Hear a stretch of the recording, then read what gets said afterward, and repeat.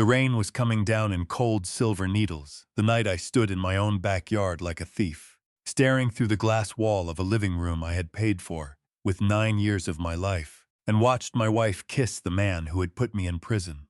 She did not pull away from him. That was the detail that unmade me, not the kiss itself, but the ease of it, the practiced familiarity of two bodies that had done this 1,000 times before. In this room, in front of this fire, while I lay awake on a steel bunk 200 miles away, counting the days until I could come home to her. I had walked 11 miles that day toward a life that no longer existed. If you have ever poured everything you had into the people you loved, only to discover that they were quietly measuring you for a grave, do me a favor. Hit the like button, subscribe to my channel, and tell me in the comments where in the world you are listening from tonight. Stay with me until the end, because what I did after that window is something none of them ever saw coming. My name is Edward Whitfield. Most people called me Ed. I was 70 years old that autumn, and for 9 of those 70 years my name had been a 5-digit number stitched in black thread onto a khaki shirt that never quite fit across the shoulders. Before the indictment, before the federal agents came through my office doors on a Tuesday morning with a warrant and a hand truck for the file cabinets, I had been the founder and chief executive of a logistics company valued at $42 million. I built it out of nothing. One rented delivery truck with a bad transmission and a route sheet I wrote by hand at my kitchen table. I worked 80-hour weeks for 2 decades. I missed anniversaries. I missed my son's first steps because I was in a freight yard in Ohio arguing about a shipment of refrigerated pharmaceuticals. And I told myself the sacrifice was noble, because every hour I gave to that company was an hour that bought security for my wife Margaret and our son Preston. They had the cars. They had the club membership in Lake Forest with the long green fairways. And the members who never once asked me what I did for a living, because they already knew. They had a house with 11 rooms and a stone fireplace big enough to stand inside. I gave them a life so soft that neither of them ever had to learn what a hard one felt like, and I was proud of that. God help me. I was proud of that. I lost every piece of it the day a federal jury found me guilty of corporate wire fraud. The prosecution's case was elegant. That was the word my attorney used, and he said it the way a man says the word cancer. They claimed I had been routing millions of dollars through a lattice of offshore accounts, that I had built a laundering pipeline underneath my own logistics network, that the honest freight business was a costume worn over something rotten. They had wire records. They had account numbers. They had an internet protocol address that belonged to the study on the 2nd floor of my own house, the little room with the green desk lamp where I did the payroll on Sunday nights. I knew I was innocent. I said so to anyone who would listen, and then to fewer and fewer people, and eventually only to the ceiling above my bunk. But knowing you are innocent is not the same as being able to prove it, and the paper trail against me was too clean to be real, and I could not make a single juror understand why that was the point. The judge gave me 10 years. I got through the first 2 on rage, the next 3 on routine, and the last 4 on a single photograph I kept taped inside the door of my locker. Margaret at 45, squinting into the sun on a dock in Michigan, laughing at something I had said. That photograph was my church. When the nights got long and the walls got close, I would look at that woman's face and tell myself that on the other side of all this, there was still a person in the world who was waiting for me. She visited 11 times in 9 years, all of them in the first 14 months. She would sit on the other side of that scratched, yellowed glass with a tissue balled in her fist and tell me she was falling apart without me, that the lawyers were bleeding her, that Preston had stopped sleeping. She would press her palm flat to the divider, and I would press mine against it, and for 90 seconds we would be almost touching. Then the visit stopped. She wrote instead. Long letters at first, then short ones, then cards. I told myself that was mercy, that seeing me in there was killing her, and it was kinder for both of us if she stayed away. My best friend and business partner, Victor Callahan, made me a promise the week before I was transferred. He came to the county holding facility in a charcoal suit, gripped my hand through the bars of the visitation cage with both of his, and swore to me on his mother's grave that he would take care of my family until I came home. He would keep the company alive. He would keep Margaret from drowning. He would make sure my son had a father figure in the years I was going to miss. Victor and I had been partners for 31 years. He stood beside me at my wedding. He held Preston at the hospital before I did, because I was still parking the car. I believed him completely. That is not a confession of stupidity. It is a confession of love, which is a harder thing to admit. 9 years in, a clerk in the records office recalculated my good conduct credits and found 93 days that had been sitting in the wrong column since the beginning. They handed me a gray suit that smelled of industrial detergent, a green canvas duffel bag, a check for the $41 in my commissary account, and a bus ticket. I did not call ahead. I had one phone call available to me on the morning of my release, and I did not use it because I had spent 9 years imagining Margaret's face when she opened that door and found me standing on the porch. I wanted the surprise. I wanted the one clean, unearned moment of joy that a man is owed after a decade in a cage. That decision saved my life. The bus put me down on a commercial road 2 miles from the house, in front of a shuttered tire shop, with weeds growing through the asphalt. It was late October. The air had that iron smell that comes just before the first hard freeze, and the rain started when I was still half a mile out. I walked. My knees were not what they had been. 9 years of concrete floors and thin mattresses had taken something out of my joints that I was never going to get back. And by the time I reached the corner of my own street, I was breathing like a man twice my age. But I did not stop, because at the end of that street, there were oak trees I had planted myself. And behind those oak trees, there was a house with warm light spilling out of its windows onto a wet lawn. And inside that light was my whole life. I stood at the foot of my own driveway in the rain, and I looked at it, and something stopped me. I have thought about that moment more than any other in this entire story. People ask me what it was. Instinct, maybe. 9 years in a place where you learn to read a room from the doorway, where the men who survive are the ones who look before they walk. Or maybe it was something simpler and older than that. Maybe some quiet part of me had already done the arithmetic on 11 visits in 9 years and had been waiting a long time for a chance to show me the answer. Instead of walking up to the front door, I stepped off the pavement. I went around the side of the house through the wet grass. Past the evergreens I had planted the summer. Preston turned 9, keeping to the shadows the way I had learned to move down a cell block corridor at night. The stone patio in the back was slick with rain. And the living room, the beautiful room I had designed with an architect over 3 weekends of arguing about sightlines, had a wall of glass 12 feet high, and every lamp inside it was lit. I stood in the dark and looked into my home like a man looking into an aquarium. There was a fire going in the stone fireplace. Margaret was standing beside the leather sofa in a cream silk blouse, with a diamond necklace at her throat that caught the firelight and threw it back in small, hard sparks. She had barely aged. That was the thing that struck me first. Before anything else, and it landed like an insult. I had aged 20 years in 9. She had not aged at all. Whatever the last decade had cost her, it had not been paid out of her face. She was not alone. Victor Callahan stood in front of her, with a glass of something amber in one hand. He was 68 years old and looked 55, tanned in October, silver at the temples, wearing the kind of suit that has no visible seams. And as I watched, he set the glass down on the mantel, put both hands on my wife's waist, and pulled her in. She lifted her arms and put them around his neck. She rose onto the balls of her feet, and she kissed him. It was not a stolen kiss. It was not urgent or guilty. It was the slow, unhurried, deeply comfortable kiss of 2 people who have been doing this for so many years that the thrill has long since worn down into habit. Something in my chest simply stopped. That is the most honest way I can describe it. Not a break, not a tear, nothing so dramatic. A machine that had been running my whole adult life just quietly switched off. My hands, scarred and thickened from 9 years of laundry detail and grounds work, closed into fists at my sides.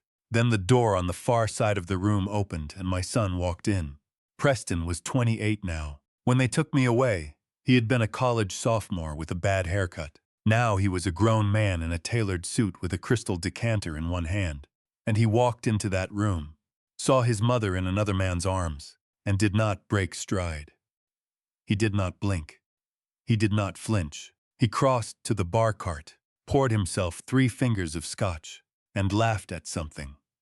He was completely, casually at home in a scene that should have detonated him. And that was when I understood that what I was looking at was not an affair. An affair is a secret. This was a household. The patio doors were cracked an inch for the fire's draft. Their voices came out into the rain, clear as radio. Preston asked whether Victor had heard anything from the facility yet. He said the old man was supposed to be out sometime this week. The old man.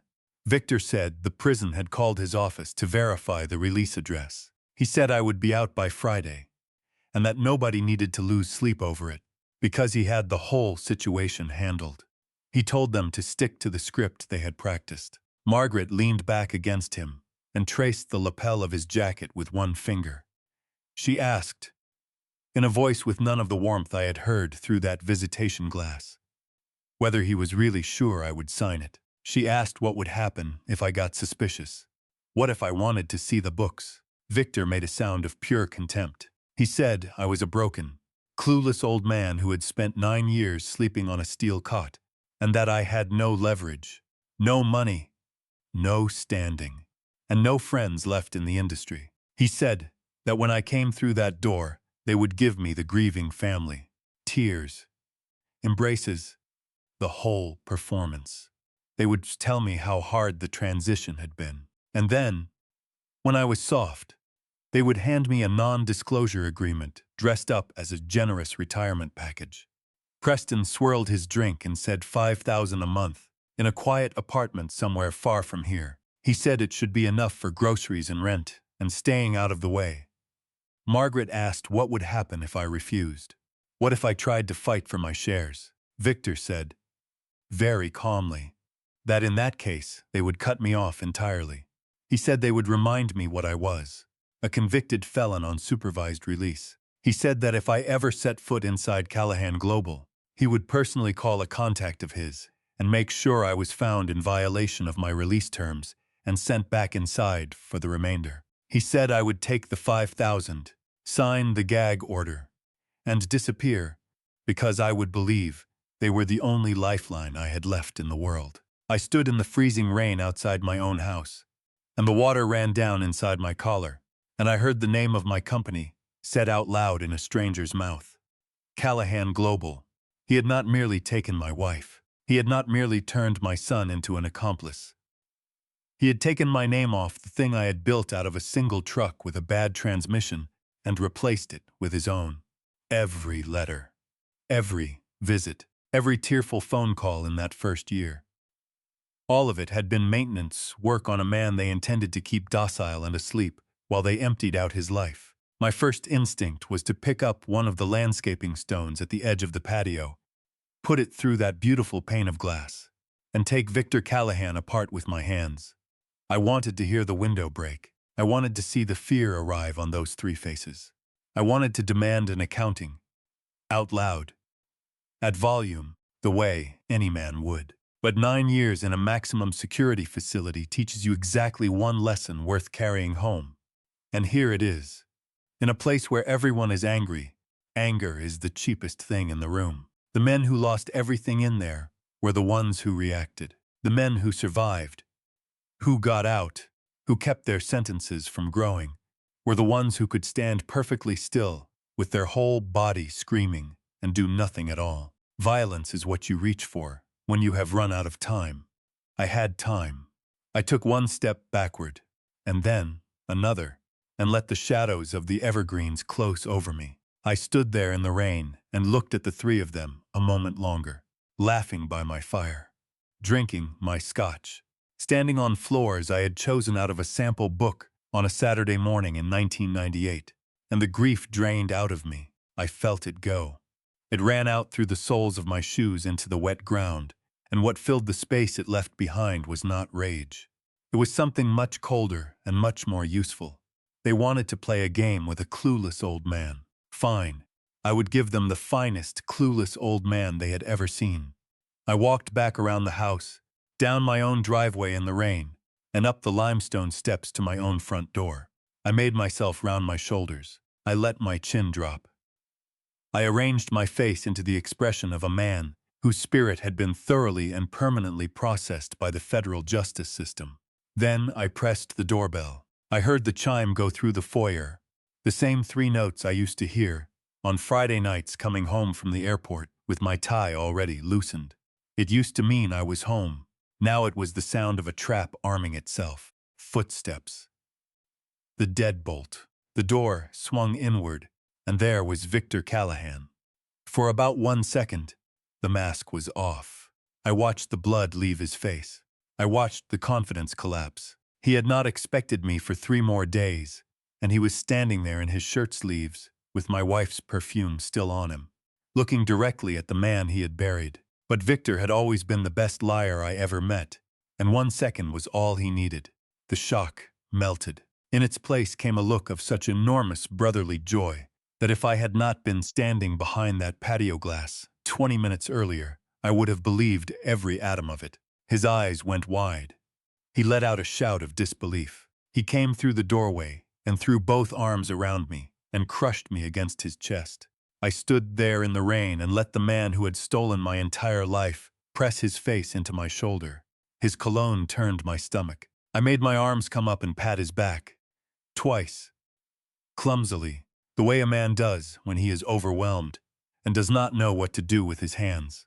I played it flawlessly. I let out a long, shaking breath, exactly like a man who has just survived a decade of hell and cannot quite believe he is standing on a porch. Victor held me at arm's length and looked me up and down, shaking his head, beaming at me with a warmth that never once reached his eyes.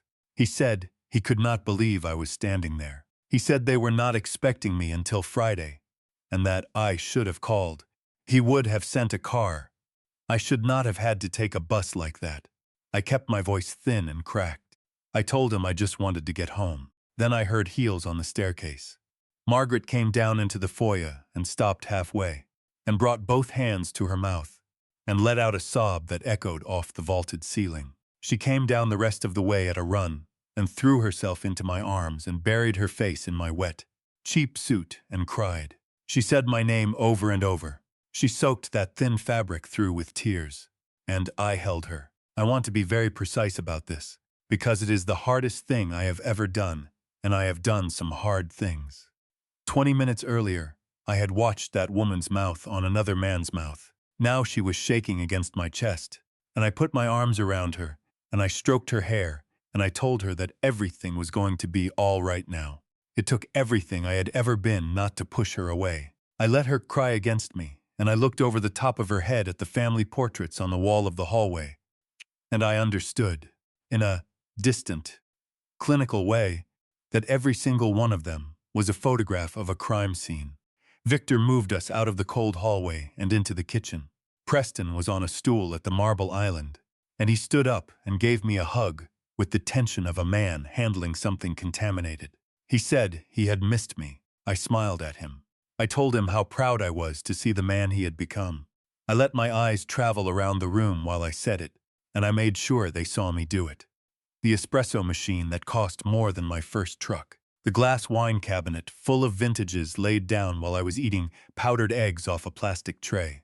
A large abstract canvas on the far wall that I could not price but knew was 6 figures. Then I let confusion arrange itself on my face. I looked at Victor. I looked at my wife, and I asked the question they had been waiting 9 years to answer. I asked Victor why he was standing in my kitchen at 11 o'clock at night. I let my voice wobble on the last word. Just a little. Just enough. Victor and Margaret exchanged a look.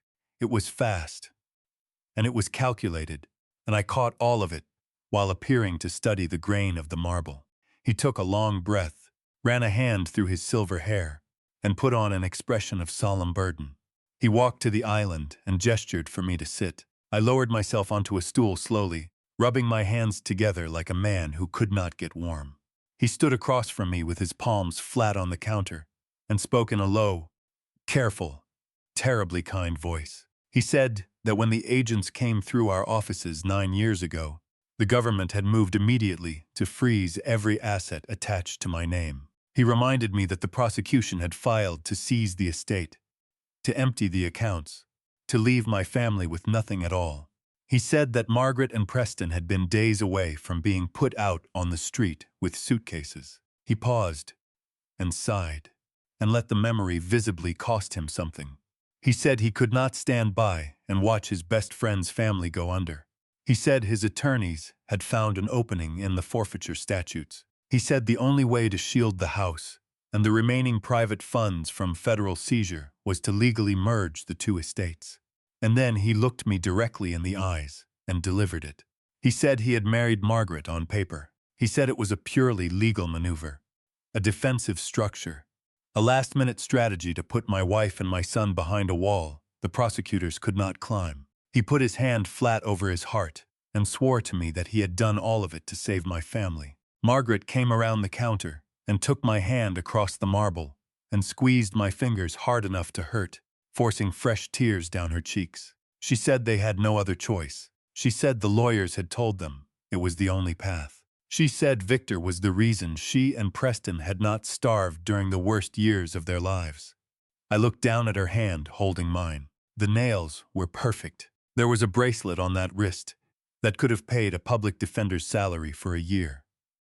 Starving, I thought. Then Victor slid a document across the counter to me, and a heavy silver pen beside it, and I began the most careful 10 minutes of my life. He leaned in on his elbows and explained it the way a patient teacher explains long division to a slow child.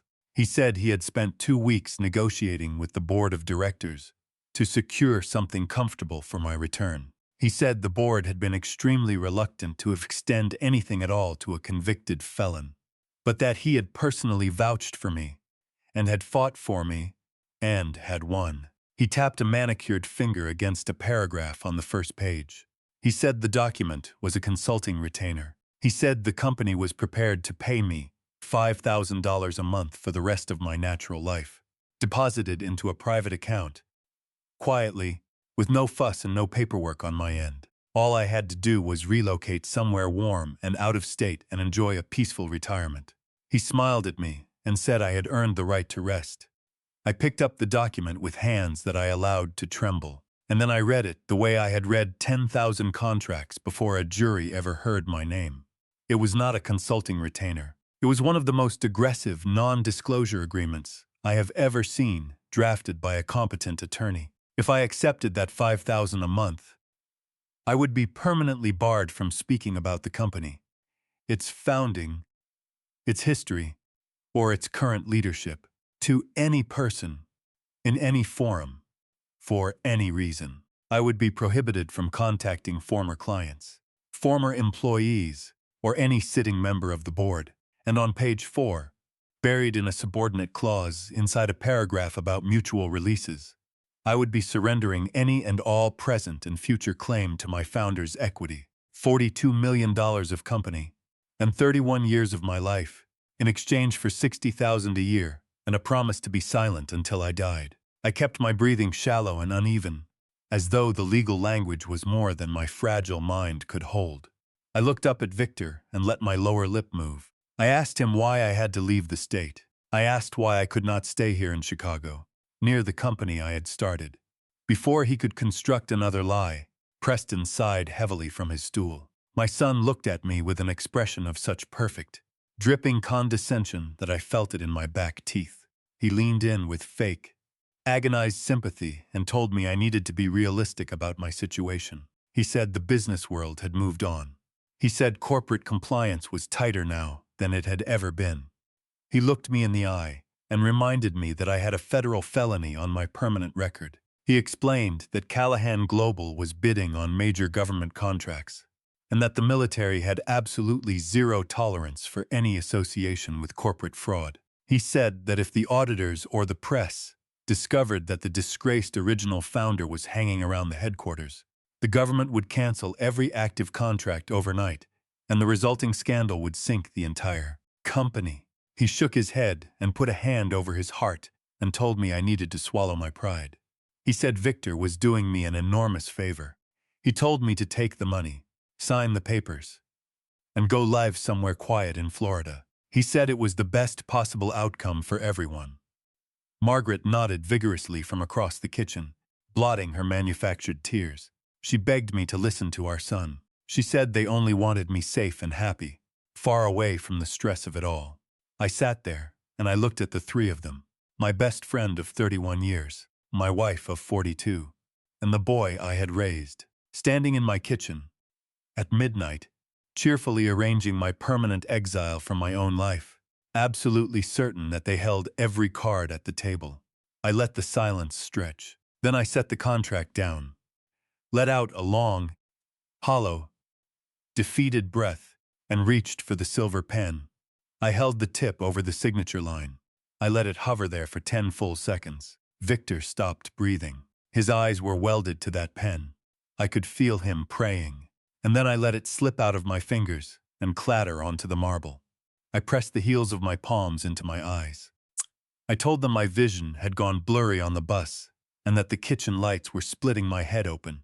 I forced out a tired, apologetic smile. I told Victor I was more grateful than I could say, and that I fully intended to accept. I picked up the $5,000 check sitting beside the contract and folded it carefully into my breast pocket. Then I gathered up the thick document and held it against my chest and said I just needed to take it with me and read it in the morning when my eyes had rested and my head was clear. I promised I would sign every page and have it in his downtown office before noon. A flash of irritation crossed Victor's face and was gone in half a second, replaced by a supportive nod. He patted my shoulder and told me to take all the time I needed. Preston gave me another stiff goodbye. Margaret kissed my cheek and whispered that she loved me. I picked up my green canvas duffel bag, walked out the front door, and went down the driveway in the rain. When the iron gates closed behind me with that heavy metallic thud, I stopped for a moment in the dark. I let out a long breath, and the broken old man I had been wearing for the last hour simply fell off me and lay in the road. My spine straightened, my shoulders squared.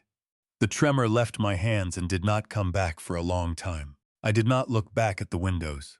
There was nothing behind those windows but a stage set.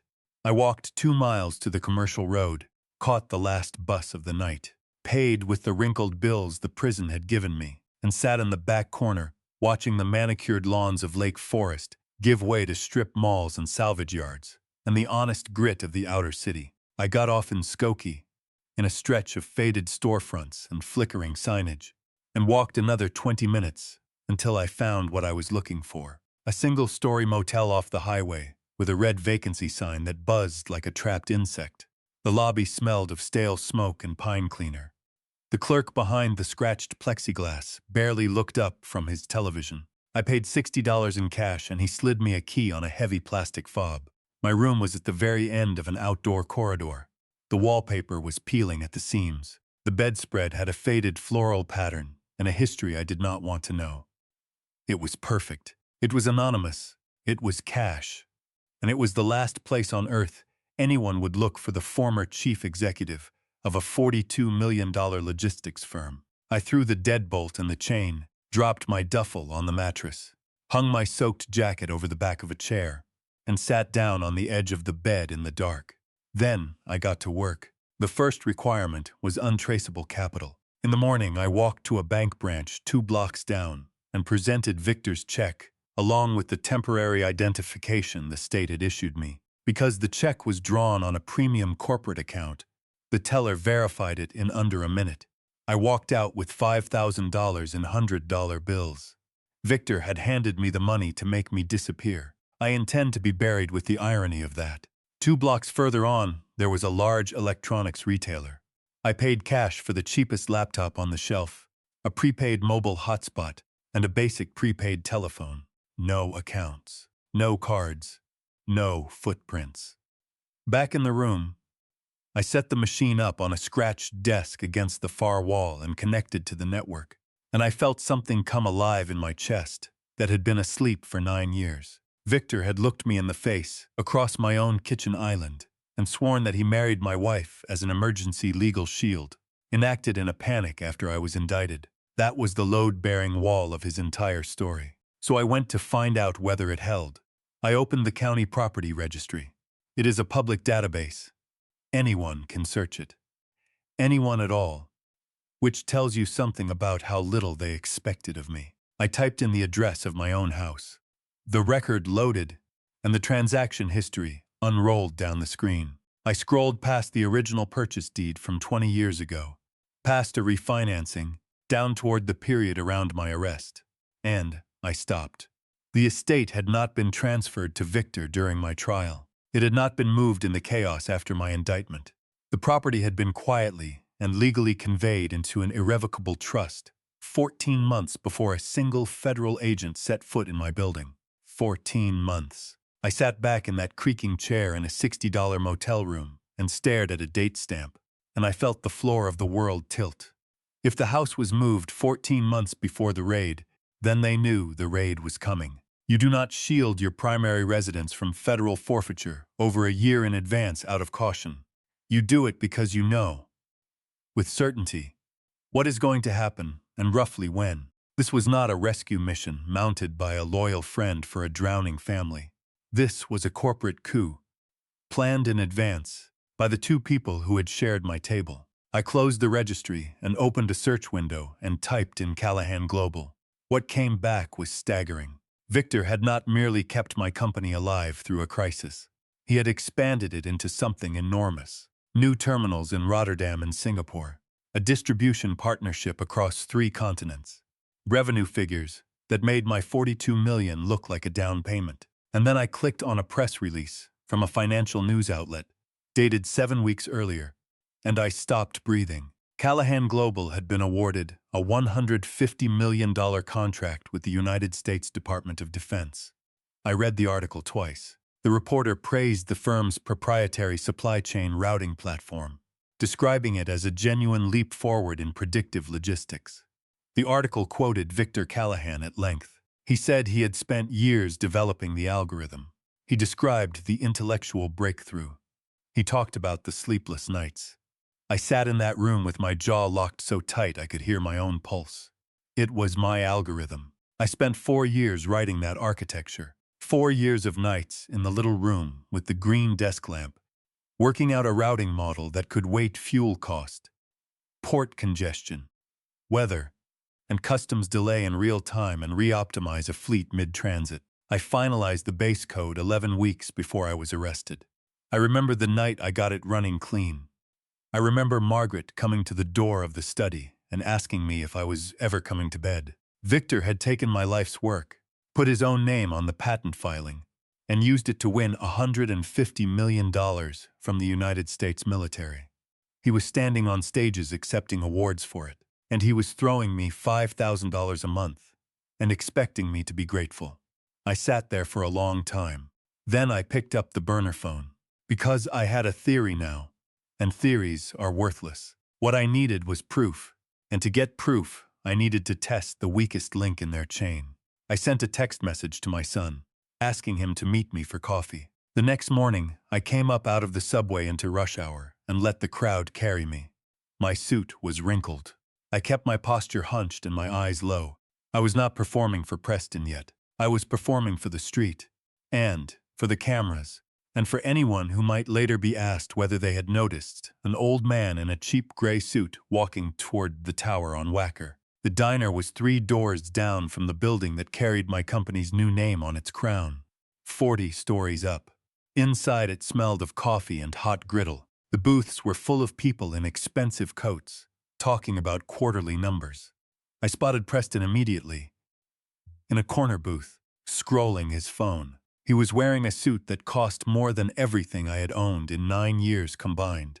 He looked up as I slid into the cracked vinyl across from him, locked his phone, and turned it face down on the table. He did not stand. He did not reach across to embrace me. He gave me a tight, courteous smile and asked if I wanted to order breakfast. I shook my head slowly and kept my eyes on my own hands.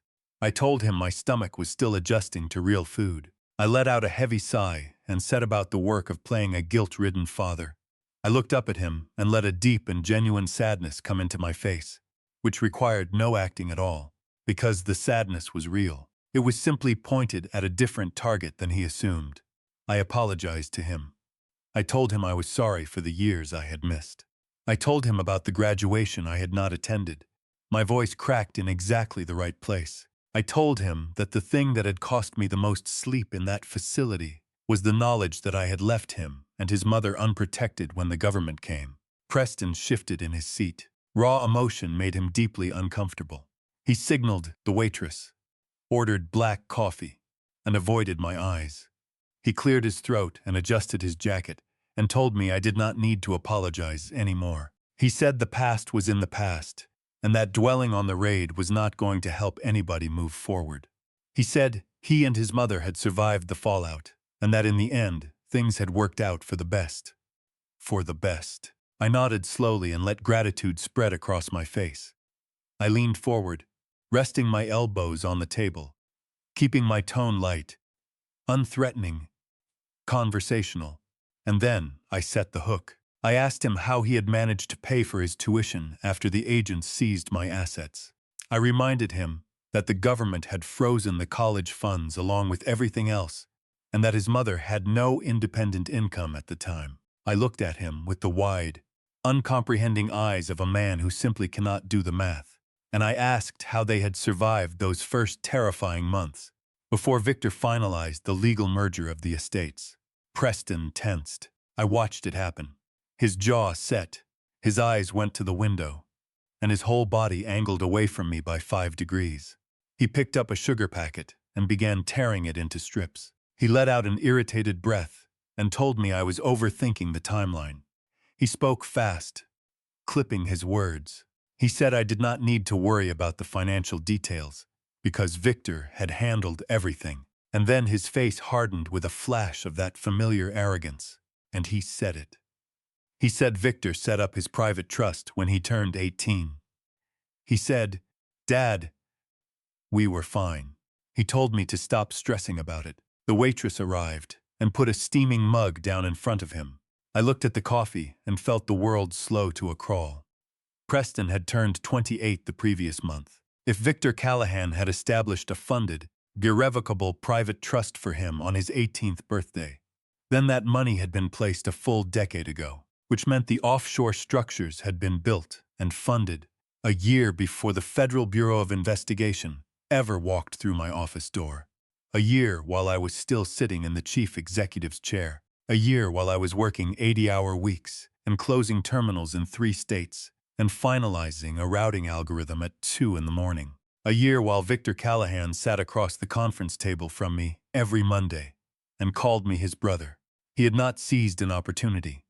He had built a machine, funded it, tested it, and then pulled the lever. They had been engineering my destruction while eating dinner at my table. I kept my face completely blank. I have never been prouder of anything I have done. Not one muscle moved. I simply nodded and whispered a quiet thank you. Preston sighed, with the relief of a man who has gotten through an unpleasant obligation. He tapped his watch and told me he had a board meeting in 20 minutes. Then he held out his hand and demanded the signed agreement. He said Victor was waiting on the paperwork, so he could authorize the first wire transfer. He sat there with his palm open across the table, waiting for my unconditional surrender to be placed into it. I looked at that hand.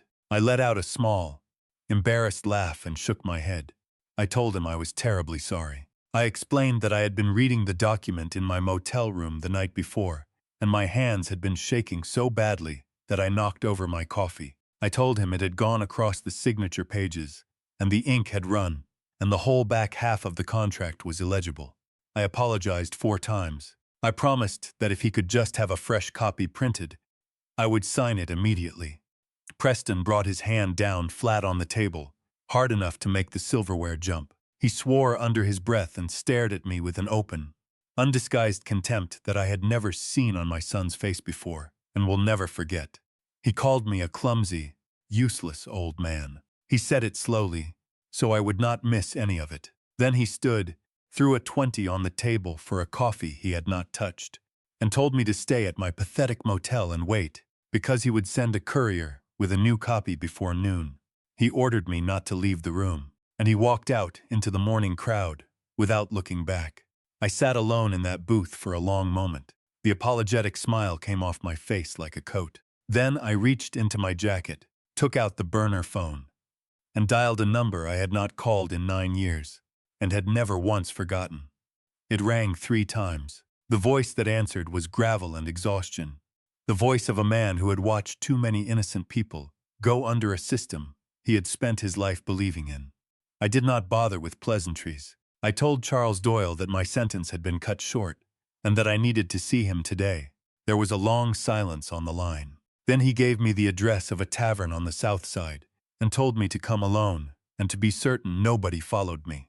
Charles Doyle had been my defense attorney. He was a brilliant, cynical, foul-tempered bulldog of a lawyer who never took a case he did not believe in, which is why he was always broke. During my trial, he fought like a man on fire. He challenged every exhibit, every witness, every chain of custody. He kept saying the same thing to anyone who would listen, and he said it to the jury in his closing, and it did not save me. He said the paper trail was too clean. He argued that real fraud is messy. Real fraud has gaps and contradictions and stupid mistakes, because criminals are people, and people are careless. What the government had put in front of that jury was a perfectly curated narrative with a ribbon around it. And, Charles said, out loud, in a federal courtroom, that evidence that neat does not occur in nature. It is manufactured. The judge was unmoved. The jury was out for 6 hours. When they read the verdict, something in Charles broke. He took 2 more cases and lost both. He drank. He let his license lapse rather than face a bar review. He could not summon the will to fight. He disappeared into a basement office on the south side, surrounded by boxes of files from cases that were over. But I knew that underneath all of that, the mind was still there, awake and pacing, waiting for someone to open the door. I walked into that tavern 2 hours later. It smelled of stale beer and old wood. There were 3 regulars at the bar, and a neon sign buzzing against the brick. Charles was in the back booth. His hair had gone entirely white. There were deep lines cut into his face. But his eyes had not changed at all. He did not speak. He looked at the cheap suit, and at what 9 years had done to my hands and my shoulders, and he pushed a glass of whiskey across the table. I ignored the whiskey. I unzipped the duffel and pulled out the printouts from the county registry and laid them on the table between us. I told him to look at the property transfer date, and then at the timeline of my son's trust. Then I sat back and watched an old hound catch a scent. He put on his reading glasses and started working. For 10 minutes he said nothing. He cross-referenced the deed date against the date the federal investigation was formally opened, which was public record from my own trial. His eyes moved back and forth across the pages, faster and faster. I watched the exhaustion come off him like a shed skin. His shoulders came up. His breathing shortened. Then he slowly set the papers down and took off his glasses and looked at me. And his voice was shaking, and it was shaking with vindication and with horror in equal measure. He said they had set me up. And then he told me how. And he explained it so clearly that I understood I had been blind for a decade. He reminded me of the offshore accounts the prosecution had introduced. He reminded me that the government had proved conclusively that those accounts were accessed from an internet protocol address inside my own home. My entire defense had rested on the theory of an outside intrusion, a hacker, a compromised router, something, anything, to explain how my house had become the origin point of a crime I did not commit. Charles tapped the table with one heavy finger and told me there had never been a hacker. He said Victor was the one who opened the offshore accounts. But Margaret was the one who gave him access from inside my house. She had handed him the keys to my life, and then held the door. They had routed dirty money through my personal network, deliberately, leaving a bright and unmistakable trail for federal investigators to find. It was never about hiding the money. The money was the bait. The trail was the point. I sat in that dark booth with my hands flat on the table and let it settle over me. Then Charles leaned back and let out a long breath and put his glasses in his shirt pocket and told me the bad news. He said a plausible theory and a set of suggestive dates were worth exactly nothing in federal court. To overturn a conviction and to indict a man of Victor Callahan's stature and political weight, we needed material evidence. We needed the original transaction records from the accounts. We needed the internal correspondence between Victor and Margaret from the year before my indictment. We needed the thing that could not be argued with. I told him we could hire someone to get into the corporate network. I reminded him that I had designed the foundational architecture of the company's systems myself. He shook his head. He told me that after Victor took over, he had become obsessive about network security. 3 years ago, he had restructured the entire corporate infrastructure, and he had taken the sensitive legacy material, the founding financial records, and the original mail servers, and moved all of it offline. The archive lived on a cold storage server, locked inside Victor's private office on the 38th floor. No external connection of any kind. Air gapped from the world. No one could reach it from the outside, at any price, with any skill. The only way to that data was to physically sit at Victor Callahan's desk. Charles looked at me with an expression I had not seen since the day of my sentencing. He said the building had armed patrols and camera coverage on every floor and controlled access at every elevator bank. He said that if I was picked up anywhere near that tower, I would be in violation of my supervised release, and I would go back inside for the balance of my sentence, and at 70 I would die in there. He told me to take the $5,000 a month. He told me that some fights cannot be won, and that there is no shame in a man my age walking away from one. I sat in that booth and listened to him. I looked down at my hands, at the calluses and the flat, scarred knuckles, and I thought about Margaret, rising up on her toes in the firelight.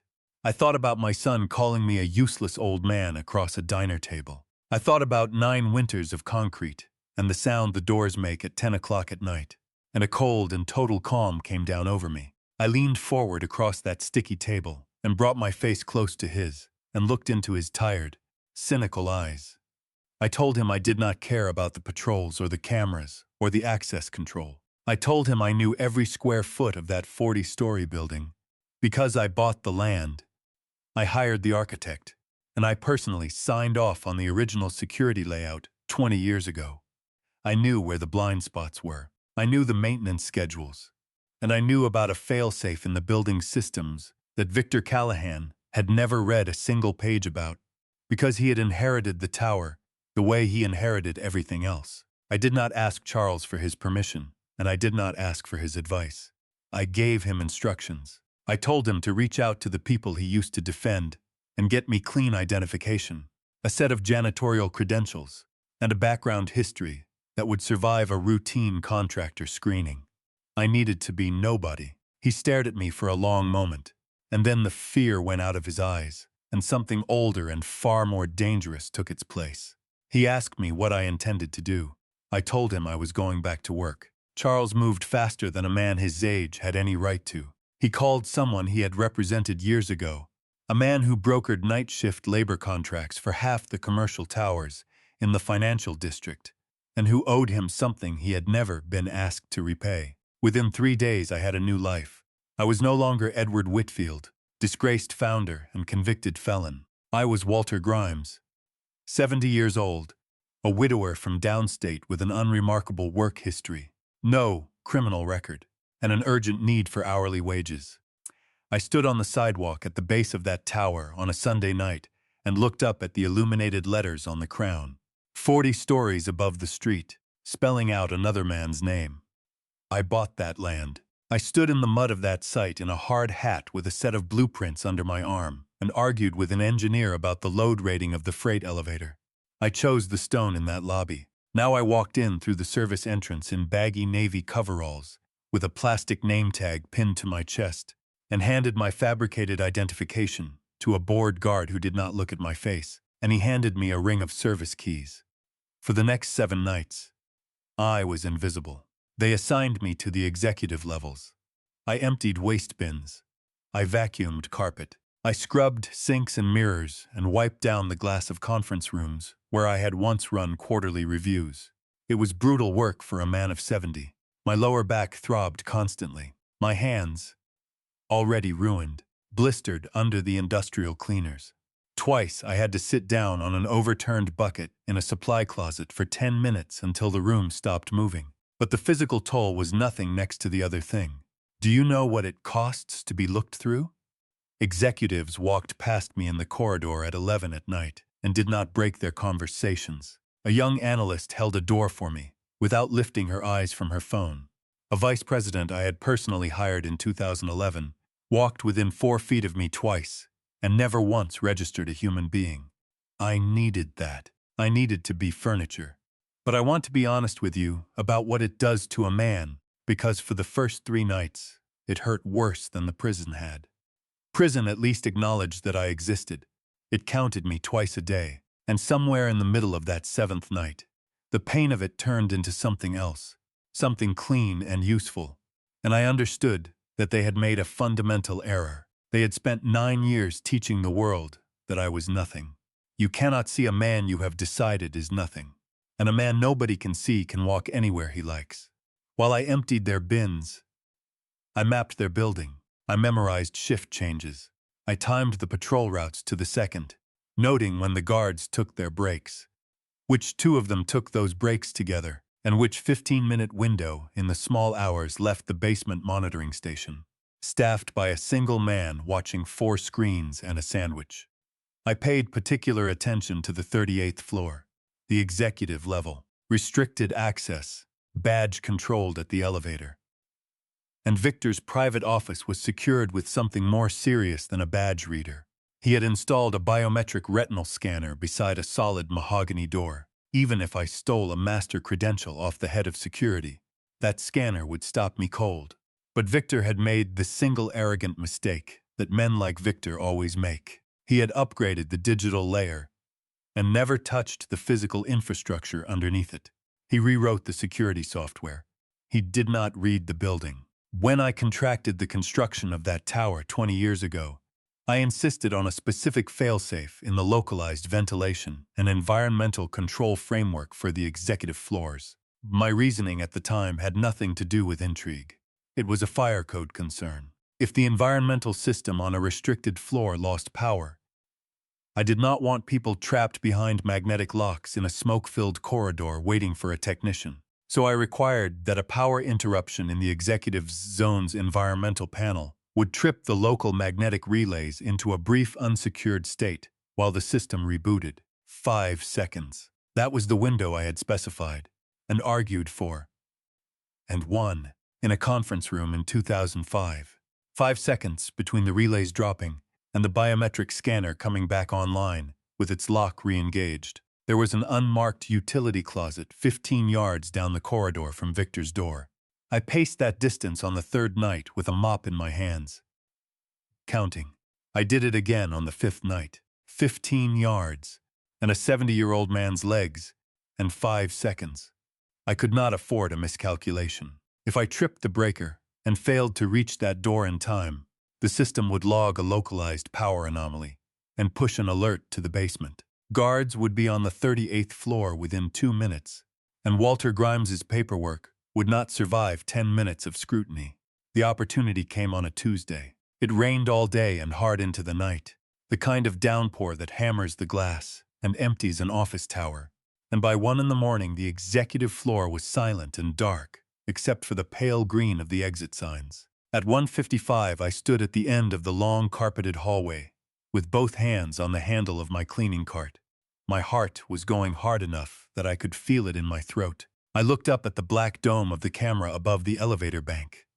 It was recording, but the man who watched that feed was on his meal break, and would be for another 11 minutes. I took a breath and pushed the cart forward past the dark cubicles, the wheels squeaking softly on the polished floor, and I stopped outside a plain, unmarked door, 15 yards from the office of the man who had stolen my life. I reached into the pocket of my coveralls and took out a heavy steel wrench. And I want to tell you something honest about that moment, because I have heard men tell this kind of story, and they always make themselves sound fearless. I was terrified. My hands were shaking so badly I nearly dropped the wrench. I was a 70-year-old man in a stranger's uniform, about to commit an act that would send me back into a cell to die. And every rational part of my mind was screaming at me to walk away, to take the $60,000 a year, to go be warm somewhere. I stood there in that hallway for 11 full seconds and let myself be afraid. And then I opened the closet door and went inside anyway. That is all courage has ever been. The closet was hot and close and smelled of ozone and scorched dust. The gray environmental panel took up most of one wall. I found the primary breaker for the executive zone and gripped the heavy black switch. I closed my eyes for half a second and walked through the sequence one more time in my mind. The sequence I had designed 20 years before I ever needed it. I pulled the breaker down. The hum of the ventilation fans died. I counted. 1, 2. I threw the secondary bypass switch up. 3, 4. The system registered the interruption, exactly as I had built it to. Somewhere out in the corridor, I heard the faint, distant click of the magnetic relays, dropping out of their locked state. I shoved the closet door open and I ran. I have not run in 9 years. My body did not want to do it. But I forced those old legs across 15 yards of carpet with everything I had, my rubber boots landing almost silently. My eyes locked on the small circular light on the retinal scanner beside the mahogany door. The light was cycling through an error pattern, flickering red and dark as the local grid rebooted. I reached the door as the light snapped to solid green. I grabbed the brass handle, drove it down, and threw my weight against the wood.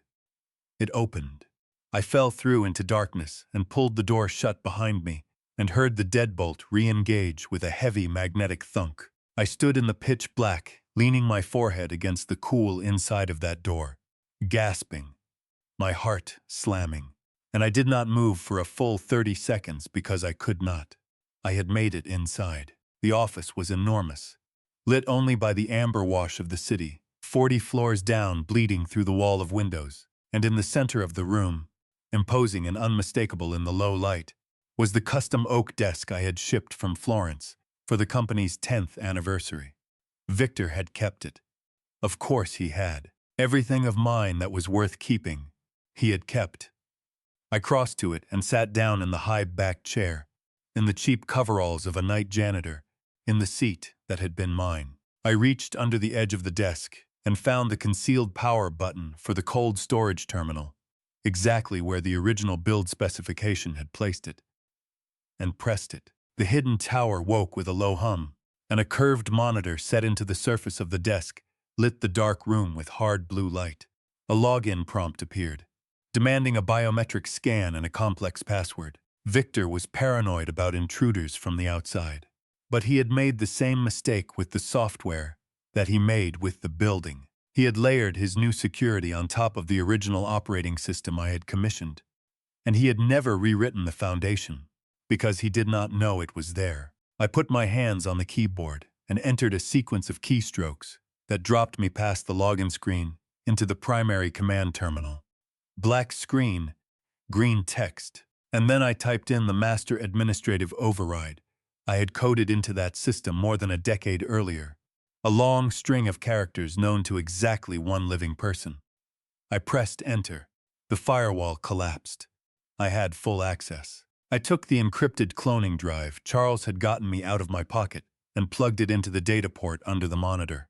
The system recognized it. I navigated down through the hidden directories to the archive, the original transaction records, the source code repository, and the complete unedited internal mail database from the year before my indictment. I selected all of it and started the transfer.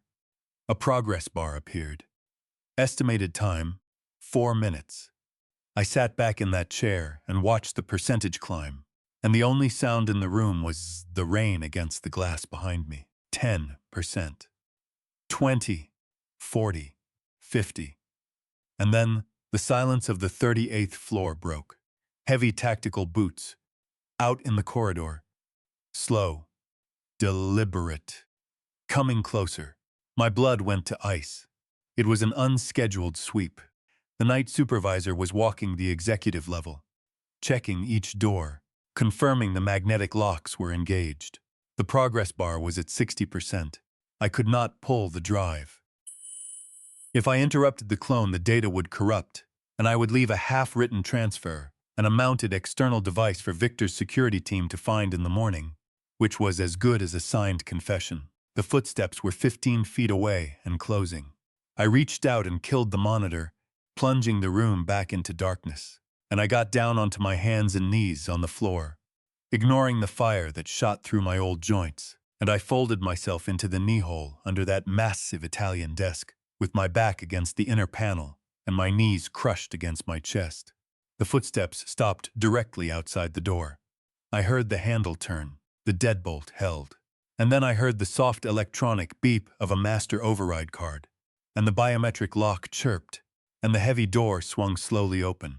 A tactical flashlight cut a hard white blade through the dark office. It swept across the far wall, across the artwork, across the leather chairs. I squeezed my eyes shut and pressed myself deeper into the cramped space and did not breathe. The guard came into the room. I heard the heavy tread on the carpet, the rustle of his uniform. The beam swept across the surface of the desk above my head and then dropped toward the floor, and I watched the pool of white light slide across the carpet toward me and stop. It stopped an inch from the toe of my boot. I did not move. I did not breathe. A single drop of sweat ran down the side of my face and off my jaw, and I felt it land on the back of my hand.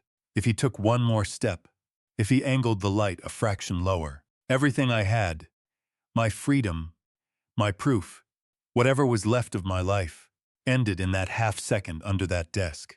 The silence went on for what felt like a year, and then the guard let out a low, bored grunt, and the beam swung away, and I heard him turn and walk back out.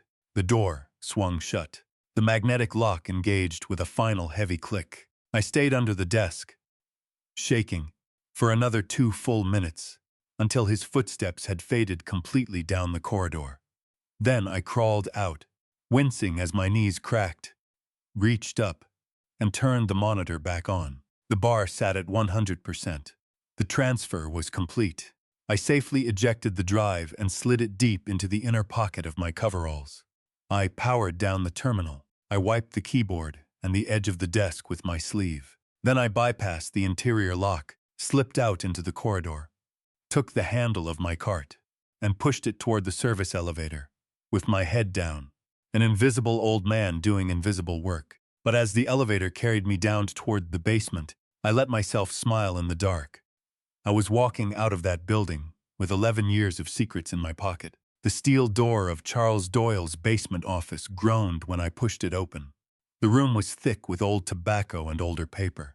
He was exactly where I had left him, hemmed in by towers of legal texts and dead coffee mugs. He looked up, and his bloodshot eyes went wide as I stepped into the light. I did not say a word. I reached into the pocket of my damp coveralls, took out the encrypted drive, and set it in the center of his cluttered desk. A slow, predatory smile spread across his exhausted face. He swept the papers aside with one arm and pulled a heavy, reinforced laptop out of a locked drawer. He told me the machine was air-gapped, its wireless hardware physically removed, so that nothing we found could ever transmit itself back to Victor's security team. I dragged a folding chair over and sat beside him. The adrenaline that had carried me out of that tower was gone now, and in its place was a hollow, bone-deep exhaustion. But I could not have slept if you had paid me. I needed to see it. He plugged in the drive. A prompt asked for the decryption key. I leaned over and typed in the master sequence, and the system accepted it. And the hidden archive of the company opened in front of us like a grave. A decade of erased history. Charles cracked his knuckles and wrote a search script to filter the internal mail, targeting the 12 months before my arrest, isolating any correspondence between Victor's private executive address and Margaret's personal account. It took several minutes. We watched the bar crawl. 300 messages populated the screen. He opened the first one, the earliest in the sequence, dated 14 months before the raid. The subject line was blank. It was 2 lines long, from Margaret to Victor. It carried a single attached file and a short note confirming that the installation had been successful. Charles frowned, extracted the attachment, and ran it through a local diagnostic. He let out a sharp breath and rubbed the back of his neck. He told me it was an executable, a sophisticated keystroke logger. Margaret had installed surveillance software on my home computer, on the machine in the little room with the green desk lamp. Every time I logged into my banking portals from that study, the logger captured my keystrokes and transmitted my master credentials directly to Victor. We opened the next batch, moving toward the date of my indictment, and the whole architecture of it took shape in front of me. Victor had used my stolen credentials to reach into my private offshore emergency accounts. Then he had systematically routed millions of dollars of dirty money through my personal servers, deliberately leaving a massive, undeniable digital footprint tied to the internet protocol address of my own home. He was not merely stealing my wealth. He was building my prison, brick by brick, out of my own house. And Margaret was not a bystander. She was the inside man. She had sent Victor my schedule, so he would know exactly when I would be away from the study, and the transfers could be run without risk of my walking in. She provided the access, she provided the timing, and she provided the alibi of a loving wife. I sat there with my hands gripping the edge of that desk, hard enough to whiten my knuckles, and I thought about all the nights I had lain awake in a cell, trying to understand how the case against me had been so perfect. I had blamed myself. I had invented phantom hackers, and the enemy had been asleep beside me the entire time. Charles kept scrolling, and his face went paler with every message. He opened one dated 3 weeks before the agents came through my door. It was from Margaret. I leaned in and read the words my wife had typed while I sat across the hall from her at the dinner table. She told Victor to make sure the prosecutor pursued the maximum. She wrote that if I got anything under 5 years, I would eventually be released and would come after the assets with everything I had. She told him to make it 10. She wanted a decade. She wanted me caged long enough for her to liquidate the estate and vanish into a life built out of my labor. I read those words twice, and the last illusion I had carried about my marriage died quietly and completely on that screen. The woman I had worked 80-hour weeks to protect had not simply wanted my money. She had wanted me to grow old and die in a concrete room. The basement was very quiet. I felt scooped out, as though something essential had been surgically removed, and I was only now noticing the absence of it. But there was no time to grieve, because Charles was still moving through the directory, and he backed out of the mail archive and into a master folder of Victor's private financial records. And he stopped. His hand went still on the mouse. At the very bottom of the file list, buried under generic corporate acronyms, was a hidden, password-protected subfolder. It was named with my son's initial and a single word: medical. Charles looked at me and asked why Victor Callahan would keep an encrypted folder of Preston's medical history on a corporate cold storage server. I could not answer him. Preston had his appendix out in college. There was nothing in that boy's health that belonged in a locked vault. Charles ran the decryption tool against it. The software hummed for 2 minutes, and the lock gave way, and the folder opened, and there was a single document inside. He clicked it. It was a scanned laboratory report on the letterhead of a private clinic in downtown Chicago, and the timestamp in the corner said it had been finalized 28 years ago, 2 months after Margaret gave birth to Preston. I watched Charles read it. I watched the color drain out of his face until his skin went a sick gray. He took his hand off the mouse and pushed his chair back from the desk, putting distance between himself and the screen, and he looked up at me with something I can only call dread. He said I needed to sit down. I was already sitting. I looked at the monitor. It was a genetic paternity analysis. The primary subject was listed as Preston Whitfield, male infant. The alleged father tested against him was not me. The name printed in bold black ink beside my son's was Victor Callahan. I scrolled to the bottom, to the single line of summary, to the probability figure. 99.9%. Preston was not my son. He had never been my son. The boy I carried out of that hospital, wrapped in a blue blanket. The boy I gave my name. The boy I taught to throw a baseball in the backyard in Lake Forest across 100 summer afternoons. He was the child of my wife and my best friend, conceived and hidden and raised in front of me for 28 years. And the timeline of the betrayal stopped being 9 years long. It was 30. They had not conspired to steal my company a decade ago. They had been living a parallel life behind my marriage, since before the company was ever worth anything, using me as a patient, hardworking, blind machine to fund it. A flood of memories came at me, and not one of them was clean anymore. I remembered sitting up 3 nights running when Preston was a toddler burning with fever, walking him back and forth across a dark nursery, while Margaret said she was too tired to help.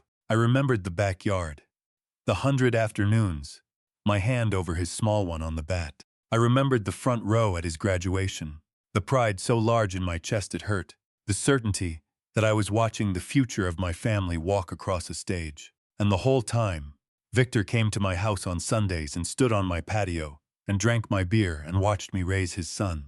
The whole time, Margaret kissed my cheek in the kitchen and played the loving mother and knew that the boy calling me Dad carried none of my blood.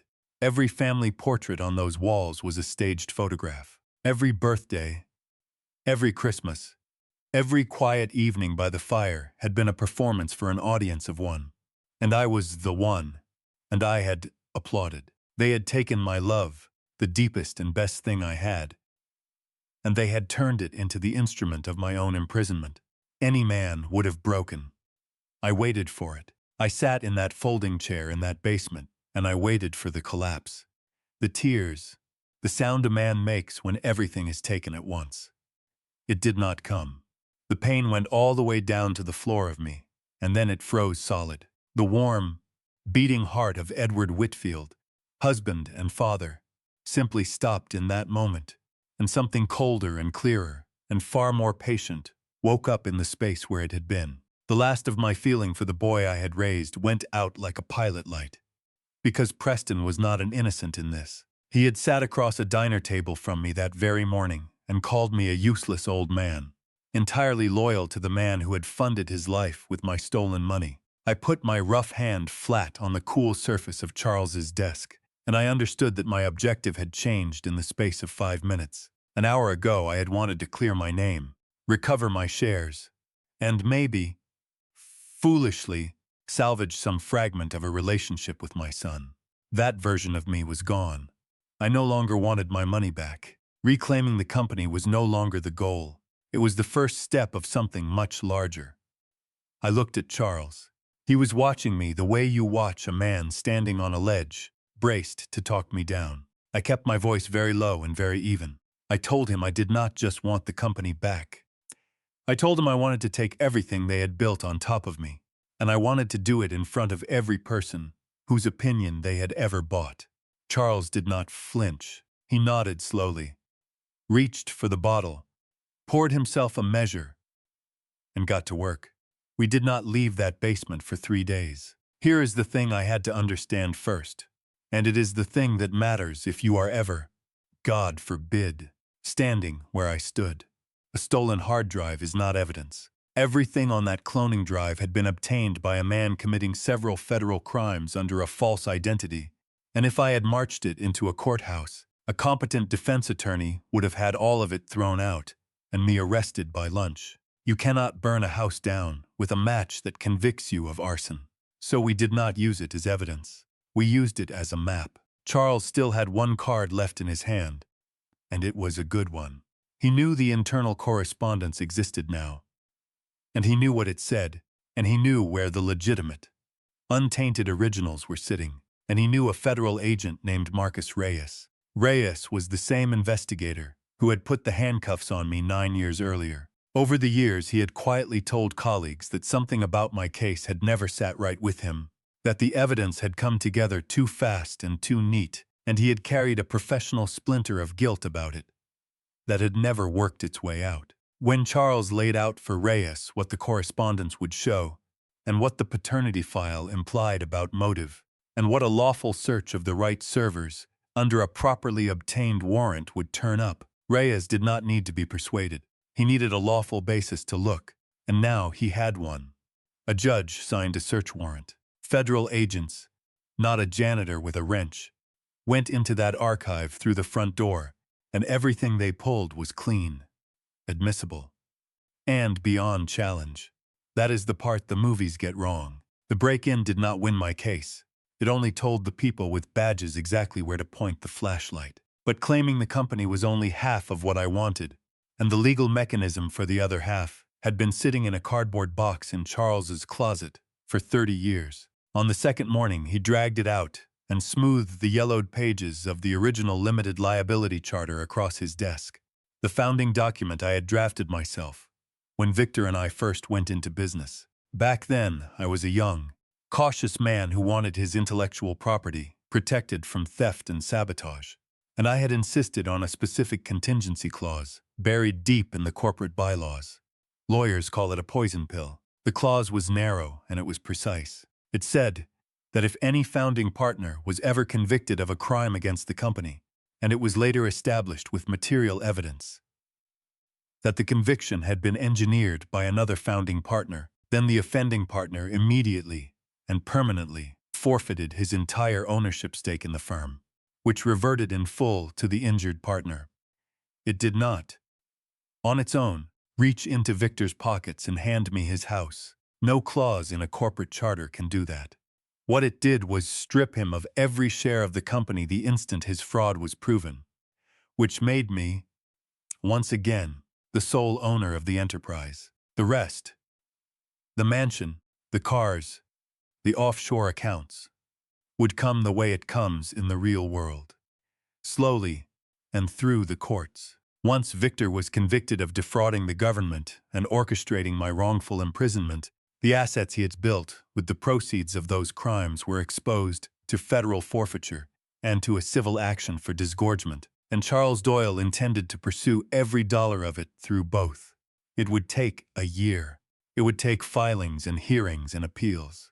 I had waited 9. I could wait one more and enjoy every day of it, because Victor had been so certain of his victory that he had never dissolved the original charter. He had simply rebranded the company Callahan Global and forgotten the foundation it stood on. The trap I set at 35 years old was still armed, and he was standing in the center of it. The company was only the beginning. I needed Victor Callahan in a cell. I put my finger on the press release about the $150 million Department of Defense contract. I explained to Charles that the contract was serviced entirely by my patented routing algorithm, and that Victor had formally represented that intellectual property to the United States government as his own original creation in order to win the bid. He had not merely stolen from a private citizen. Stealing from me was a matter for the civil courts. But claiming my invention as his own to secure a federal defense contract was wire fraud against the United States military. And that is a different order of trouble entirely. That is the kind of trouble that does not settle. Charles grinned, and it took 20 years off his face. He picked up his secure phone and dialed Marcus Reyes. When he laid out the whole shape of it, the keylogger, the correspondence, the paternity motive, the stolen algorithm sitting underneath a federal contract, Reyes stopped being a cautious man. He had spent 9 years quietly suspecting he had helped convict an innocent one, and now he had been handed the chance to make it right, and he took it with both hands. He promised to assemble a team and to move the moment we had the lawful evidence in hand and a target worth the risk.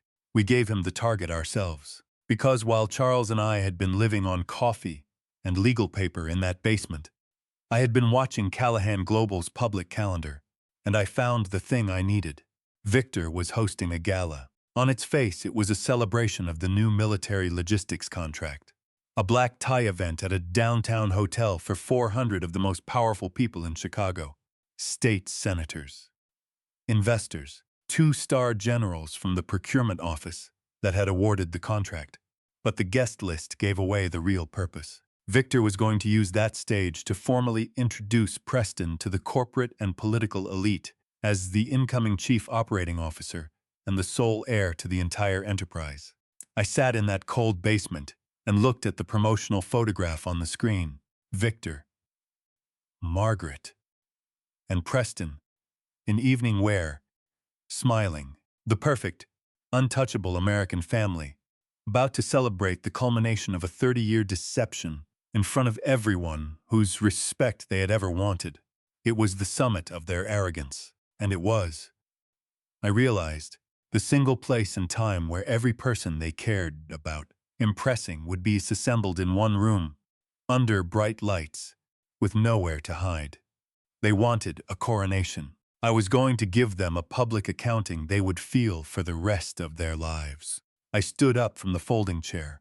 My back was stiff from the cold, and my body was running on almost no sleep, but I felt entirely unbroken.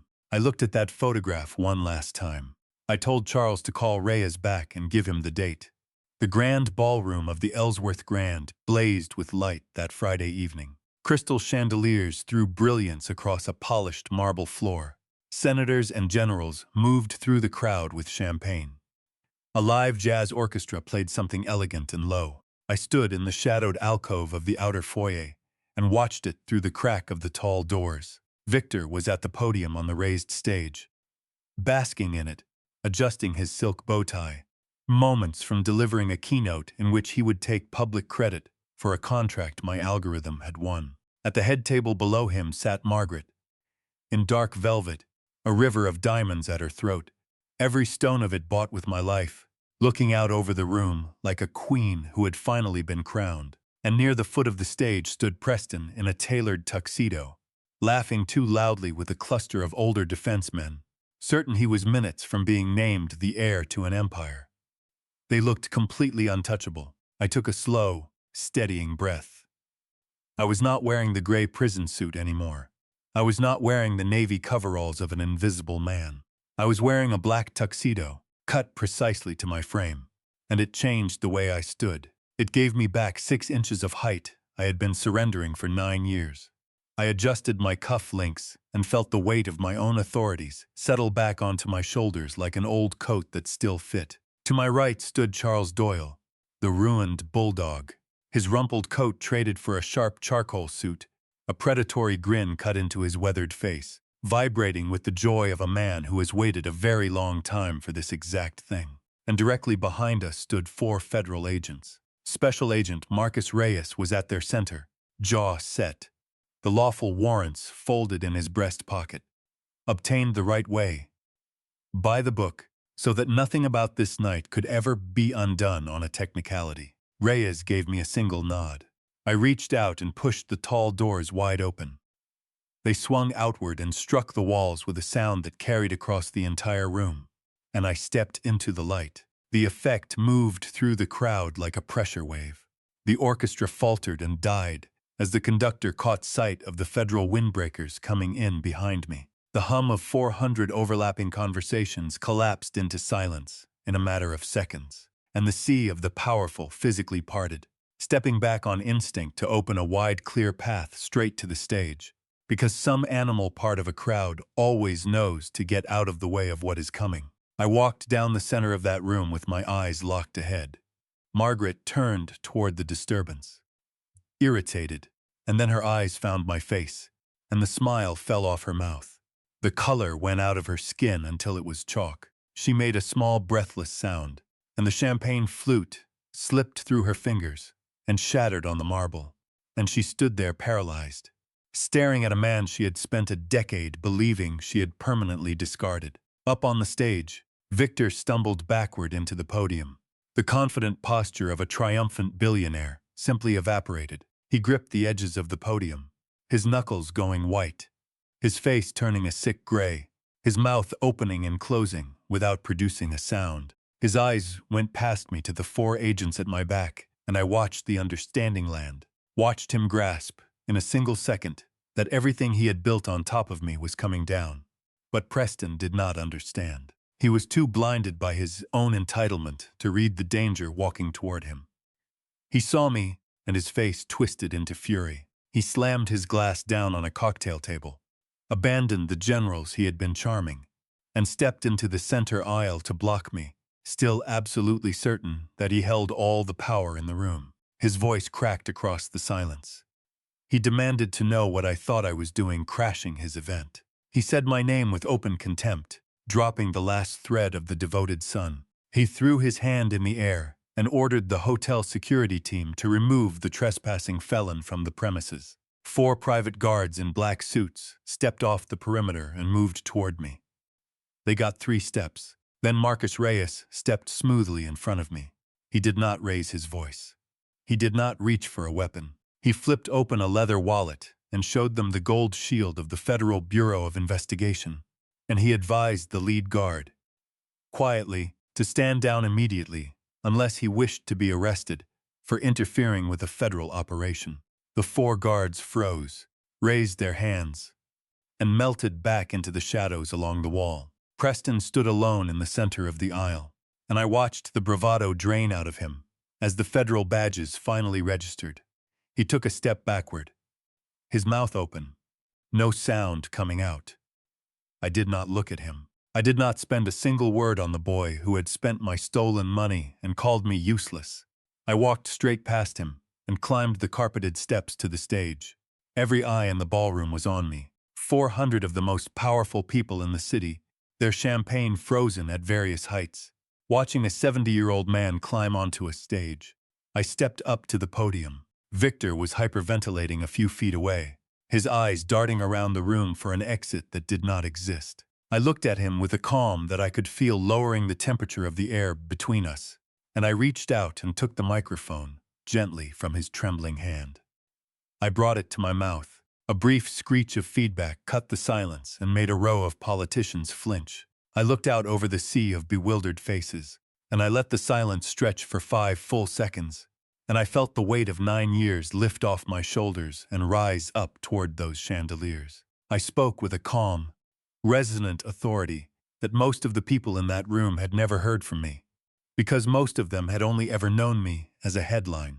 I wished the distinguished guests a good evening, and then I introduced myself, formally, as Edward Whitfield, the founder of the logistics company they had all come to celebrate. Shocked whispers rippled through the crowd. I turned my head slowly and fixed my eyes on Victor Callahan. Sweating, gray, cornered, I told the room that Victor had recently asked me to sign a document. I reached into the breast pocket of my tuxedo and drew out a sealed manila folder and held it up for the whole ballroom to see. I told them I had brought the paperwork with me tonight, exactly as he had requested. Then I stepped away from the podium and walked to him. His chest was heaving. He raised his hands and tried to back away, but the edge of the stage was behind him, and there was nowhere left to go. I pressed the folder against his chest until his shaking hands closed on it, and I leaned in close enough that the microphone caught every word. I told him the document inside was not a non-disclosure agreement. I told him it was a federal warrant, and that he was being taken into custody for corporate espionage, wire fraud, and defrauding the United States Department of Defense. The ballroom came apart. The collective gasp of 400 people sounded like a single violent intake of breath. Several generals were on their feet, faces flushed with fury, realizing they had just handed a massive defense contract to a criminal. Marcus Reyes did not waste a second. He came up onto the stage with his agents, took Victor by the shoulders, and turned him around. The sharp metallic ratchet of handcuffs closing over his wrists carried across the whole room. Victor's knees buckled. His entire empire vaporized in the time it took steel to close. Down on the floor, the facade of elegance shattered. Margaret let out a shrill scream and shoved her way through the stunned politicians, abandoning her poise, and charged up the carpeted steps with her velvet gown trailing. She came at me with her face contorted into pure hatred, raised her hands, and struck me across the chest, her diamond rings catching the stage lights. She screamed that I was a vindictive old man. She screamed that I was ruining our beautiful family, destroying everything they had built. I did not flinch and I did not step back. I let her hit me a second time before an agent stepped in and drew her arms behind her. She fought against the grip, her makeup running in black streaks, and I looked down at her and felt nothing at all but a cold, clean disgust. The woman I had built a fortune to protect looked like a desperate stranger. I told her, quietly, that she did not have a family. I told her she had a parasitic arrangement funded by my stolen labor, and that it was over. Then I turned away from her and looked to the edge of the stage, where Charles Doyle stood beside the audiovisual controls, his eyes bright with a dark and patient satisfaction. I gave him a single nod. He pressed a button. The enormous projection screens behind the stage flickered, and the glowing corporate logos vanished, and in their place appeared the evidence, the lawfully obtained originals that the federal warrant had pulled from those servers. The screen filled with Margaret's own correspondence to Victor, magnified until every senator, every investor, every general could read her exact words. Her instructions on how to route the dirty money through my banking portals. And then, in her own writing, her demand that they secure me a minimum of 10 years in a maximum security prison so that she could liquidate my estate in comfort. The silence in that room deepened into something almost physical. 400 people stood frozen, reading the plain evidence of a cold, patient, decade-long cruelty. Margaret stopped struggling. She stared up at her own words on a screen 30 feet tall, her mouth open, and she understood that there was no defense left. No lie that could survive contact with what everyone in the room had just read. But I was not finished. The worst of it had not yet been delivered. I gave Charles one final nod. The screen shifted again. The correspondence dissolved, and in its place rose a scanned, magnified copy of a genetic laboratory report from a clinic in downtown Chicago, 28 years old. I looked down into the crowd and found Preston, standing frozen at the front of the center aisle. The arrogant smirk from the diner was entirely gone. His face had twisted into agonized confusion. As he read the demographic fields printed 30 feet high, he read his own name. And then he read the name of his biological father. And then he read the number, 99.9%. I watched it hit him with the force of a physical blow. He staggered backward into a cocktail table, his eyes flying between me and his mother, and the handcuffed man being held on the stage, the man he had spent his whole life calling his uncle. I walked to the edge of the stage and looked down at the trembling young man who had gladly spent my stolen money. I kept my voice perfectly even and let the microphone carry it to every corner of the room. I looked at Preston, and then I looked at Margaret, and I told her that I had not ruined this family tonight. I told her she had ruined it 28 years ago, when she chose to build a life on a lie. I pointed at the handcuffed man behind me. I looked back down at the stunned boy in the aisle, and I told Preston to go and meet his real father. I told the two of them that they deserved each other, and I meant it as the harshest thing I have ever said to another human being. The ballroom dissolved into a stampede. Politicians who had grasped that they were standing inside a federal crime scene sprinted for the exits. A state senator shoved through the crowd, barking into his phone, ordering an aide to distance his campaign from the company by morning. The generals grouped together, furious, already contacting the procurement office, knowing federal auditors would be on this by dawn. The elegant gala collapsed into a naked scramble for self-preservation. On the stage, the reality settled over Victor with a crushing weight. The steel bit into his wrists. The untouchable billionaire was gone, and in his place was a cornered man, leaning toward me, desperate to keep his voice under the noise of the fleeing crowd. He begged me to listen. He whispered my name, his voice cracking. He said we could still make a deal. He promised to sign over all his voting shares immediately. He said I could keep the whole company, the contracts, the headquarters, all of it, if I would just call off the agents and let Margaret walk without charges. He was trying to negotiate from the bottom of a hole he had spent 30 years digging. I did not step back. I leaned in close, so that only he would hear it. I told him he misunderstood the situation. I told him this was not a negotiation.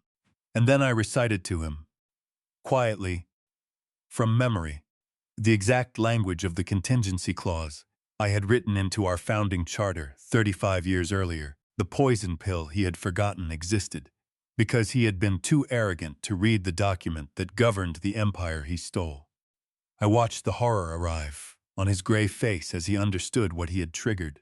I explained that because he was now formally charged with orchestrating my wrongful conviction, and because the lawfully obtained evidence proved it, his entire ownership stake in the company had reverted. in that instant, to me, not through some courtroom to be argued over for years. Automatically, by the terms of a contract bearing his own signature, I told him the company was mine again. All of it. The house, the cars, the offshore accounts. I told him, would follow the slower and more certain way, through the forfeiture courts and a civil action that Charles Doyle was going to pursue with great personal pleasure for as long as it took. Everything he had built out of the proceeds of framing me was now exposed, and I intended to reclaim every dollar of it with 3 decades of interest. I stepped back and looked down at his defeated posture. I told him he was going to spend the rest of his life in a federal cell, and that Margaret was going to walk out of the courthouse with nothing. At the sound of her name, Margaret let out a sharp, agonized sob. She had stopped fighting the agent. The finality of it had broken her. The calculating woman who engineered my imprisonment was gone, and she dropped heavily to her knees on the hard stage, her velvet gown pooling around her, and looked up at me weeping real tears, the theatrical performance from my kitchen, replaced by genuine terror. She begged me for mercy. She cried out my name. She said she had nothing left, that she had not worked a day in 30 years, that she had no resume, no savings, nowhere to go. She raised her trembling hands and pleaded for a fraction of the marital assets, just enough that she would not be destitute. I looked down at the woman who had shared my bed for 4 decades. I felt no pity. I felt no lingering affection. I felt only the cold, level satisfaction of a thing that has finally been set right. I did not bend to help her up. I did not offer her a single word of comfort. I stepped around her kneeling form the way a man steps around an obstacle in a hallway, and I looked down at her ruined face and gave her my last words. I told her she should try calling Preston. I told her that if she asked nicely, perhaps her son would let her sleep on his couch. Then I turned my back on her as she collapsed forward and buried her face in her hands, and I walked toward the exit. Marcus Reyes gave me a short, respectful nod as I passed. He took Victor by the arm and turned him toward the rear of the stage, and I watched the agents walk my former best friend down the velvet steps in handcuffs, humiliated in front of every single person he had ever wanted to impress. The path down the center aisle was clear. I adjusted the lapels of my tuxedo and I walked it slowly, without hurry, with the measured stride of a man who has just reclaimed his entire world. I pushed through the mahogany doors, out of the ballroom, and left the wreckage of their parasitic lives behind me. I stepped out the front doors of the hotel onto the downtown sidewalk. The cool night air moved across my face, and for the first time in nearly a decade, the air of the city smelled unbearably sweet. 3 months passed. The federal justice system moves slowly for most people, but when a man defrauds the Department of Defense, the machinery finds a sudden and terrible speed.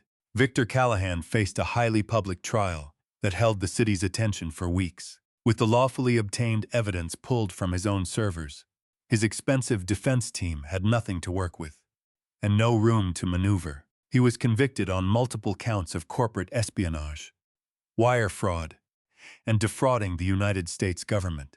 The judge showed him no leniency and sentenced him to 20 years in a maximum security penitentiary. Margaret did no better. She was charged as an accessory for her role in orchestrating my wrongful conviction, and because her fraud was proven, the poison pill clause stripped her share of the company down to nothing while it was still hers to lose. She walked out of the courthouse with the clothes on her back, destitute and universally shunned by the high society she had spent 30 years trying to impress. Her tearful pleas for mercy fell on ears that had read her own words on a 30-foot screen. Preston refused to accept his new reality, driven by the same entitlement that had blinded him his whole life. He hired a flashy attorney and launched a civil suit against me to reclaim his offshore trust, loudly insisting it was a lawful inheritance from Victor. Charles Doyle dismantled it in a single afternoon. He demonstrated for the judge that the trust had been funded entirely with stolen corporate assets, and the federal government seized the whole account and liquidated it to pay restitution. Preston was left with nothing. Without the trust, the sports car, and the executive title, The identity he had worn his entire life came apart overnight. The last report I had from my investigators placed him as a mid-level shift manager at a big box store in a distant suburb, struggling to make rent on a small apartment while chipping away at Margaret's mounting legal bills as she waited for her own trial. The boy who had thrown a 20 on a diner table and ordered me to stay in a cheap motel was now living the exact financial humiliation he had cheerfully wished onto me. I take no joy in that, but I will not pretend to grief I do not feel either. With the parasites gone from my life, I went back to the estate in Lake Forest. Walking through those heavy doors as a free and vindicated man was a feeling I do not have the words for. But the house still carried the stench of 30 years of betrayal. Every room was a museum to their deception. So I hired a demolition crew and had them gut the entire interior.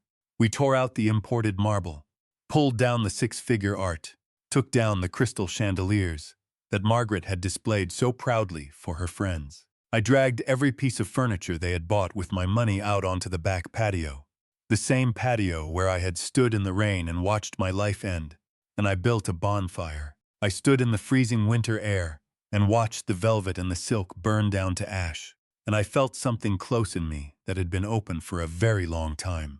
I stayed by the fire until there was nothing left but embers. Then I turned to the company.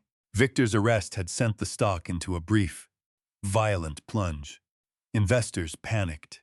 The board was terrified of the coming audits. But I walked back into that boardroom with a steady hand, and I renamed the corporation Whitfield Logistics, and I erased the name Callahan from the industry. I made Charles Doyle my chief legal officer, and I paid him what his loyalty and his brilliance were worth. And he took an enormous and visible pleasure in firing every corrupt executive Victor had installed. Within 2 months, I had renegotiated the defense contracts, assuring the generals that the routing algorithm was back in the hands of the man who actually built it. The market believed me. The stock climbed back to its high and past it. Now, 3 months after that night at the gala, I stand in the executive suite on the 40th floor of the tower I built. The oak desk I once hid beneath sits polished in the center of the room. I walk to the wall of windows and look out over the Chicago skyline, the towers glowing against a darkening winter sky. And the weight of the last decade is finally gone from my shoulders. I reached out and traced the smooth edge of that desk, feeling the solid reality of my return, and I opened the top drawer and took out a small framed photograph. It was taken on the first day I launched this company, 31 years ago. A younger man, standing next to a single rented delivery truck with a bad transmission, squinting into the morning sun, certain that everything good was still ahead of him. I set the frame on the desk where I could see it. The war was over.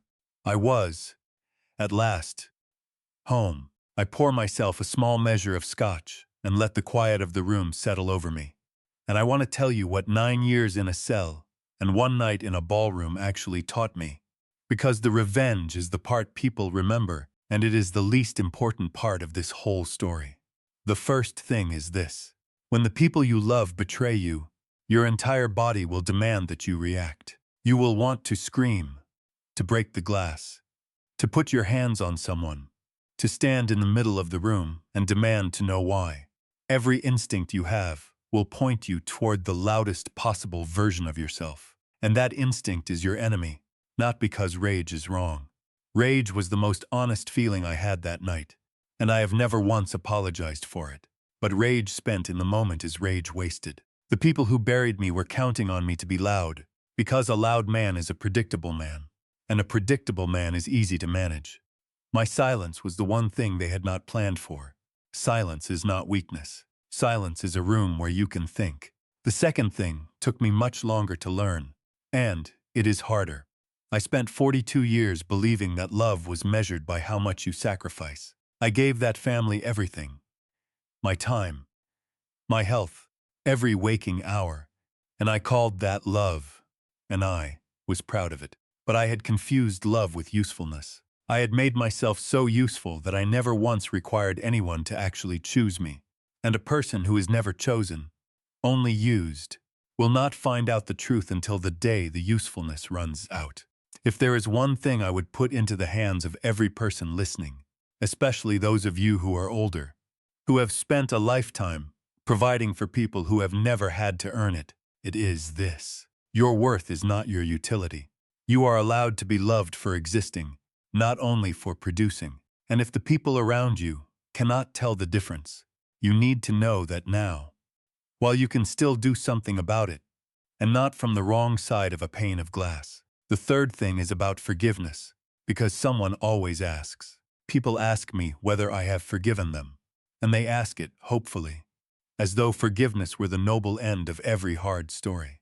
Here is the honest answer. I have released the anger because I refuse to carry it into whatever years I have left. Anger is a fire, and a fire will keep you warm for a winter, but it will burn your house down if you let it live in the walls. So I let it go. For my own sake, not for theirs. But releasing anger is not the same as reconciliation, and no one is owed a place back in your life simply because you have stopped hating them. You can wish a person no further harm and still never open your door to them again. That is not bitterness. That is the difference between forgiveness and foolishness. And a great many people spend their lives unable to tell one from the other. And the last thing is the simplest. Protect yourself, not out of paranoia, but out of self-respect. The clause I wrote at 35 years old, the one everyone forgot about, is the only reason this story has the ending that it has. When I drafted it, I was a young man who trusted his partner completely. And I wrote it anyway, because I understood even then that trust and prudence are not opposites. You can love someone with your whole heart and still keep your name on the deed. You can build a life with another person and still understand your own finances, still know where the accounts are, still be able to survive the loss of them. That is not a lack of faith. That is the quiet, unglamorous armor that lets ordinary decent people survive the small number of ruthless ones who will cross their path. I am rebuilding the company, but not to hand it to an heir. I am putting the bulk of what I have into a foundation that will provide legal defense to people who have been wrongfully accused and cannot afford to fight a system that is only as fair as the lawyers you can afford. There are men in the cell I left behind who did not do the thing they are serving time for, and who have no Charles Doyle and no clause written 35 years ago. That will be my legacy, not the towers, not the contracts. I am 70 years old. Society will tell a man my age that his life is behind him. I lost a decade to people who wanted me to believe exactly that. But I stand at this window tonight with my name back on the building, my freedom in my hands, and my dignity fully intact. And I can tell you that it is never too late to reclaim what is yours, and it is never too late to become the person you should have been protecting all along. If this story moved you, if any part of it landed somewhere real, please take a moment to hit the like button, leave a comment, and subscribe to my channel. Every like and every comment helps these stories reach the people who need them. The ones sitting in a quiet house tonight, wondering whether it is too late for them. It is not. Tell me in the comments about a time you had to find your strength when the people you trusted took it from you. I read them, and there is a whole community here that reads them too. Thank you for staying with me all the way to the end. I write these stories myself, one line at a time, drawing on the people I have known, the losses I have watched others carry, and the hard lessons that only a long life seems able to teach. The names and the places are changed, and the plots are shaped for the telling, but the emotional truth underneath them is real, and it comes from a human hand and a human heart. Thank you for letting me share it with you. I will see you in the next one.